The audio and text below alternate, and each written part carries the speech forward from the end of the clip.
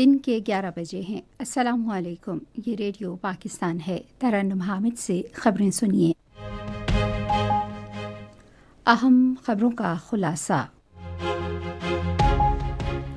وزیر اعظم نے کہا ہے کہ حکومت نے ایک ڈیجیٹل پلیٹ فارم کا آغاز کیا ہے جس کا مقصد خصوصی افراد کو فوری طور پر تمام ضروری خدمات تک رسائی فراہم کرنا ہے۔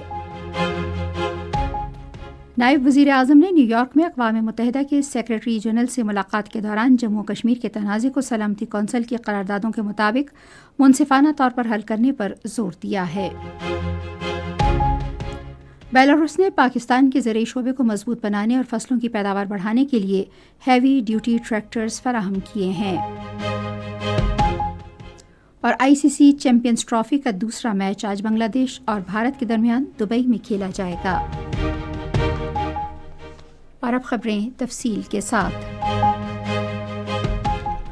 وزیر اعظم محمد شہباز شریف نے کہا ہے کہ اڑان پاکستان پروگرام کے تحت ایک جامع معاشرے کو فروغ دینے کے لیے مساوات اور اخلاقیات پر خصوصی توجہ دی جا رہی ہے۔ آج سماجی انصاف کے عالمی دن کے موقع پر اپنے پیغام میں انہوں نے کہا کہ حکومت نے ایک ڈیجیٹل پلیٹ فارم کا آغاز کیا ہے جس میں ایک مربوط سماجی بہبود کے نظام کو شامل کیا گیا ہے تاکہ خصوصی افراد اور دیگر کمزور طبقات کو فوری طور پر موزوں خدمات تک رسائی دی جا سکے۔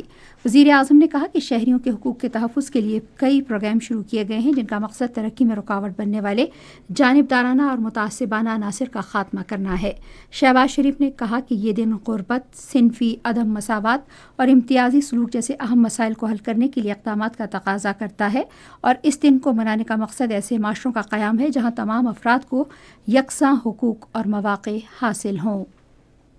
سماجی انصاف کا عالمی دن آج منایا جا رہا ہے۔ موضوع ہے عدم مساوات کے خلاف سماجی تحفظ کو فروغ دینا اور مساوات قائم کرنا۔ اس دن کا مقصد عالمی سطح پر سماجی مسائل کے بارے میں آگاہی پیدا کرنا اور غربت، بے روزگاری اور سماجی عدم مساوات سے نمٹنے کی کوششوں کی حمایت کرنا ہے۔ نائب وزیر اعظم اور وزیر خارجہ سینیٹر محمد اسحاق ڈار نے عالمی مسائل سے نمٹنے کے سلسلے میں اقوام متحدہ کے مرکزی کردار کے لیے پاکستان کی حمایت کا اعادہ کیا ہے۔ نیو یارک میں اقوام متحدہ کے سیکریٹری جنرل انتونیو گوتریس سے بات چیت کرتے ہوئے انہوں نے جموں کشمیر کے تنازع کو سلامتی کونسل کی قراردادوں کے مطابق منصفانہ طور پر حل کرنے پر زور دیا۔ فلسطینی عوام کے خلاف اسرائیل کی مظالم کی مذمت کرتے ہوئے نائب وزیر اعظم نے دو ریاستی حل کے لیے پاکستان کی غیر متزلزل حمایت کا اعادہ کیا۔ انہوں نے افغانستان سے ہونے والی دہشت گردی کے مسئلے کو بھی اٹھایا اور اس سے نمٹنے کے لیے اقوام متحدہ کی حمایت پر زور دیا۔ سیکریٹری جنرل گوتریس نے اقوام متحدہ میں پاکستان کی فعال شمولیت پر نائب وزیر اعظم کا شکریہ ادا کیا۔ خصوصی سرمایہ کاری سہولت کونسل کے تحت سرسبز پاکستان اقدام میں ماحولیاتی تحفظ پر توجہ مرکوز کرتے ہوئے زرعی شعبے کو مضبوط بنانے پر کام کیا جا رہا ہے۔ سرسبز پاکستان اقدام کا مقصد زراعت میں ماحول دوست طریقہ کار متعارف کرانے کے ذریعے پائیدار مستقبل کو یقینی بنانا ہے۔ آبپاشی کے جدید نظام کے ذریعے چولستان کی بنجر اراضی کو قابل کاشت بنانے اور زرعی شعبے کی بحالی کے لیے کوششیں جاری ہیں۔ پنجاب میں 25 گرین ایگری مال اور اسمارٹ زرعی فارمز کا قیام زرعی ترقی کی جانب اہم قدم ہے۔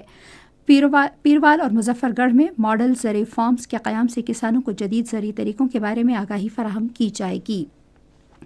بیلاروس نے پاکستان میں فصلوں کی پیداوار میں اضافے اور زرعی شعبے کو مستحکم بنانے کے لیے پاکستان کو ہیوی ڈیوٹی ٹریکٹرز فراہم کیے ہیں۔ پاکستان میں بیلاروس کی سفیر اینڈرائی میٹلسٹا اور گرین کارپوریٹ انیشیٹو کے D G retired major general Shahid Nazir تقریب میں شریک ہوئے۔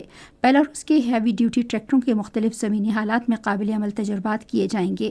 ایس آئی ایف سی کے تحت گرین پاکستان انیشیٹو کی یہ اہم کامیابی زرعی شعبے میں انقلابی تبدیلی کا پیش خیمہ ثابت ہوگی۔ پاکستان نے لیبیا میں اقوام متحدہ کے سفارتی حکام پر زور دیا ہے کہ وہ اداروں میں یکساں نظام کے لیے امن و مفاہمت پر مبنی مربوط حکمت عملی وضع کریں۔ اقوام متحدہ میں پاکستان کے مستقل نمائندے منیر اکرم نے نیو یارک میں سلامتی کونسل کو بتایا کہ پاکستان لیبیا کے تمام متعلقہ فریقوں کی اس بات کی حوصلہ افزائی کرتا ہے کہ تمام تصفیہ طلب مسائل بامقصد مذاکرات سے حل کیے جائیں۔ انہوں نے کہا کہ لیبیا کی قیادت اور سرپرستی میں ہونے والا عمل ہی پائیدار امن و استحکام کے حصول کا واحد راستہ ہے۔ پاکستان میں نیدرلینڈ کی سفیر ہینی ڈی ویریز نے اپنی رہائش گاہ پر پاکستان کا دورہ کرنے والی نیدرلینڈز اور جرمنی کی ہاکی ٹیموں کے اعزاز میں ایک تقریب کا اہتمام کیا ہے۔ اس موقع پر سفیر نے امید ظاہر کی کہ اس قسم کے دوروں سے ایک دیرپا روایت کی بنیاد پڑے گی اور پاکستان میں ہاکی کی بحالی میں مدد ملے گی۔ اور بنگلہ دیش کے شہر کھلنا میں ایک جامع کے کیمپس میں جھڑپوں میں 150 سے زائد طلباء زخمی ہو گئے ہیں۔ ذرائع ابلاغ کی اطلاعات کے مطابق یہ جھڑپیں طلباء کے 2 گروہوں کے درمیان یونیورسٹی میں داخلے کے معاملے پر شروع ہوئیں۔ آئی سی سی چیمپئنز ٹرافی کا دوسرا میچ آج بنگلہ دیش اور بھارت کے درمیان دبئی میں کھیلا جائے گا۔ میچ دن 2 بجے شروع ہوگا۔ اسی کے ساتھ خبریں ختم ہوئی۔ مزید خبروں اور تجزیوں کے لیے آئیے ہماری ویب سائٹ پر radio.gov.pk اور فیس بک کے link radio Pakistan news official پر براہ راست ویڈیو سٹریمنگ بھی ملاحظہ کیجیے۔